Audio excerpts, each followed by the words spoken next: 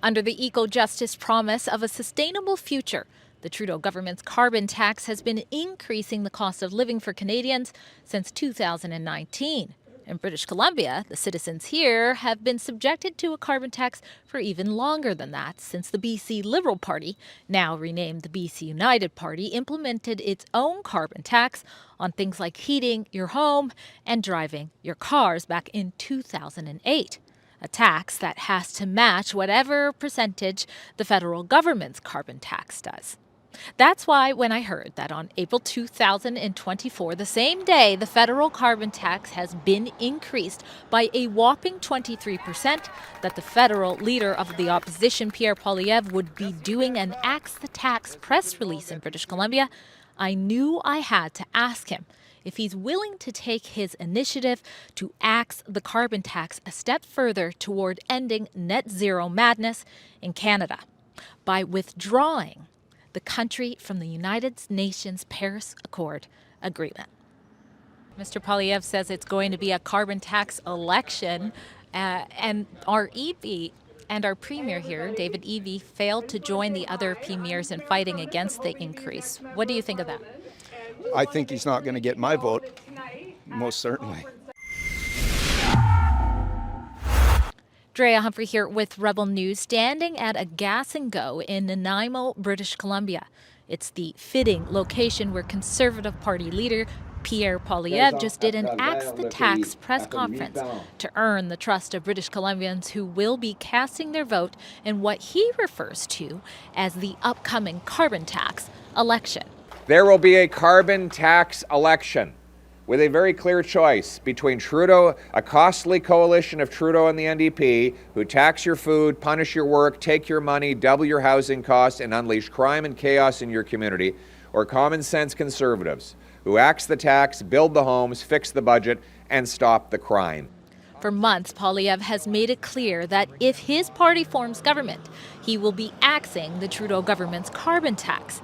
And he even spearheaded an initiative to try and spike Trudeau's carbon tax hike, which was implemented today, April 1st, and works out to be $65 to $80 per ton, by inviting premiers to join the fight, 7 of which joined and took him up on the offer. But not BC's Premier David Eby, the ruler of the land with the highest gas taxes, and the government who collects millions in carbon taxes, which they say goes towards rebates and green initiatives. No, instead, Eby mocked Poilievre's invitation. I don't live in the Pierre Poilievre campaign office and baloney factory. I live in British Columbia, and the Premier, decisions have consequences. And I know that Mr. Poilievre knows that his suggestion would leave less money for British Columbians. But nevertheless, as Rebel News covered for you extensively at our special website called stopthecarbontax.com, that didn't stop many British Columbians from hitting the street to demand the tax be axed. Nor did it stop Poilievre from coming here to spread his promise to do so if he gets into power.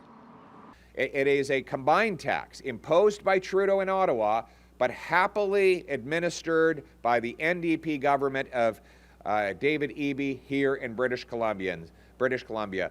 My friends, the good news is life was not like this before Trudeau, and it won't be like this after he's gone.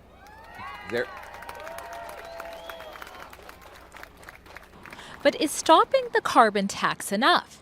After all, despite the United Nations Paris Accord agreement to encourage countries to adopt progressive carbon emission policies by magical dates like 2030 and 2050 being optional, the Trudeau government passed a bill making such pressures on our country binding, to the point that Saskatchewan Premier Scott Moe was threatened with legal action by the federal government when he thought it wasn't in his people's best interest to play along.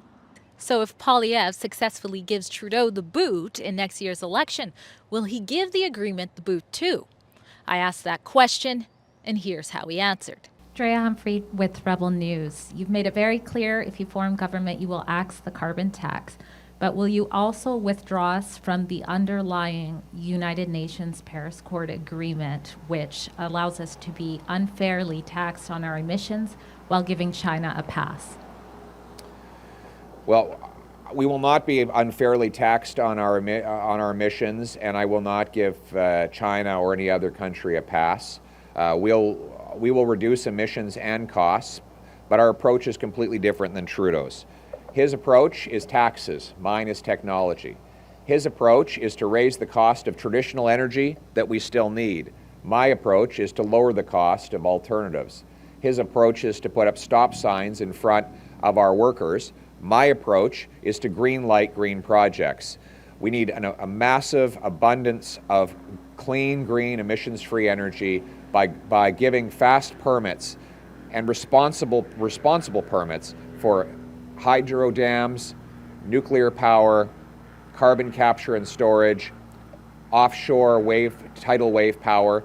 These are the kinds of power sources that I will bring home by granting quick but responsible approval so that they can go ahead. That will mean abundant, affordable, clean energy that brings down emissions and the cost of living. Trudeau wants to drive production to dirty dictatorships. I want to bring it home, powerful paychecks for our people. Thank you. Thank you. Next question. Did you hear an answer to my question? Neither did I. It's a shame that he played defense and did some dodging of the ball there about the agreement, especially since there's some compelling argument to be had that achieving these net zero targets is unattainable without great consequences to our country. The Paris Agreement is not legally binding. It's a voluntary agreement. And unfortunately, the Canadian federal government, the Liberal government, implemented Bill C-12, which makes it mandatory that we meet Paris targets. Now, these net zero targets are impossible to meet. We just posted something on our blog called Getting to Net Zero, which actually shows from a left-leaning organization, the Canadian Centre for Policy Alternatives. It shows that we cannot meet net zero targets in Canada without degrowth and economic deprivation for a quarter of a century. So that would be disastrous. So in fact, all we have to do is repeal this accountability bill, Bill C-12, that the Liberals imposed. Unfortunately, there was no opportunity for a follow-up question for any of the journalists at the press conference. So after it ended, I decided to ask some of the people questions about their thoughts of what they saw. This is Martin, born and raised here on Vancouver Island. What brought you here to this press conference? Oh gosh, I needed to come and see Pierre. I've never actually met him in person. I don't think I'm going to get to meet him. The crowd's too big, but I really wanted to show up and support, what he represents. It's such a great contrast to what we have in place right now. He spoke about things like crime happening, but the big focus here today was the message about the carbon tax. What's your thoughts on that? I don't understand the carbon tax, to be honest with you. It makes no sense to me. Yeah, it doesn't make sense to, it's nonsensical. And then when I hear Pierre say things like common sense, it's just such a perfect contrast to that it fits in my mind. What stood out to you, if anything, about what you heard him say today? He likes to use the common sense approach a lot, and that's something that specifically stands out to me because I feel that the majority of the politicians have become out of touch with their constituents here, and especially in the island. I feel like it's even more said because we don't have a very big conservative following here. So, I'd say the common sense approach is, just his catchphrases along with that tax. So that sticks with me real good. How has life been financially for you with the rise in inflation and a rise in the cost of living? Hi, little guy. The rise, it really hurts. We're